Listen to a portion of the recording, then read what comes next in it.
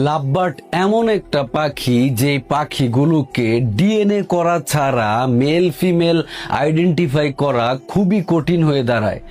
অপরদিকে বাজরিগর, cockatiel, ringneck সহ আরো কয়েক জাতের পাখি আছে যেগুলোকে দেখেই বোঝা যায় কোনটা মেল এবং কোনটা ফিমেল। তো লাভবার্ড পাখি কেনার ক্ষেত্রে আপনারা অবশ্যই যে ব্যাপারটা মাথায় রাখবেন সেটা হচ্ছে পাখির ডিএনএ করা আছে কিনা। পাখি ডিএনএ করা থাকলে, মেল ফিমেল কনফার্ম থাকলে তবে আপনি সেই পেয়ারটি পারচেস করবেন।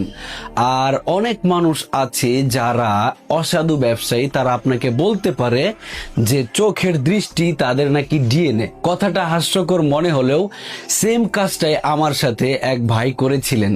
অনেক আগের এই ঘটনা। আমি বলেছিলাম, ভাই এই পাখি জোড়া কি মেল ফিমেল কনফার্ম? তখন উনি বলেছিলেন হ্যাঁ মেল ফিমেল কনফার্ম। আমি বলেছিলাম ডিএনএ করা আছে? তখন উনি আমাকে বলেছিলেন, ভাই আমাদের চোখই ডিএনএ, আমরা চোখ দিয়ে দেখলেই বুঝতে পারি কোনটা মেল এবং কোনটা ফিমেল।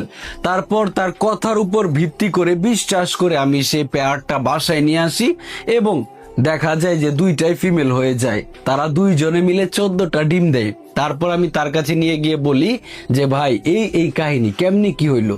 তখন উনি বলে, ভাই মানুষের তো ভুল হইতেই পারে, মিস্টেক হইতেই পারে। তো যাই হোক, আমি সেই কথা আর বাড়াবো না।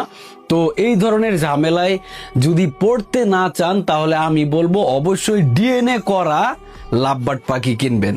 লাভবার্ড পাখি ডিএনএ ছাড়া সহজে চেনা যায় না কোনটা মেল কোনটা ফিমেল। যদি চিনাই যেত তাহলে বড় বড় ব্রিডাররা এত পাখি নিয়ে খেলা করে, এত পাখি প্রোডাকশন করে, তারা তাদের পাখিকে ডিএনএ করাতো না। তো বুঝতেই পারছেন লাভবার্ড পাখির ক্ষেত্রে ডিএনএ কতটা গুরুত্বপূর্ণ। তো যাই হোক, আজকের এই ভিডিওতে আমি দেখাবো কিভাবে পাখির ডিএনএ স্যাম্পল কালেক্ট করবেন সেই সম্পর্কিত একটা ভিডিও।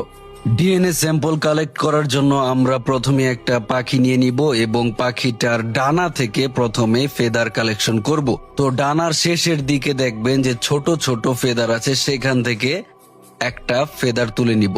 তো তারপর আরো একটা ফেদার তুলে নিব, কারণ ডানা থেকে, প্রত্যেকটা ডানা থেকে 2টা করে ফেদার নিব। তাও আবার নিচের দিক থেকে, উপর দিক থেকে বড় বড় যে ফেদার আছে ওগুলো ধরবো না। তারপর লেজের দিক থেকে, ভিতরের দিক থেকে ছোট ছোট দেখে 2টা ফেদার নিব, আলাদা আলাদা করে তুলবো। তারপর পায়ের উপরের দিক থেকে অর্থাৎ রান থেকে নিব। এরপর নিব গলার দিক থেকে, গলা থেকে 2-3টা ফেদার নিয়ে নেওয়ার পর পরবর্তীতে আরেক থাই থেকে 2 থেকে 3টা ফেদার আমরা নিয়ে নিব। এরপর আমরা তার বুকের মাঝখান থেকে 2-3টা ফেদার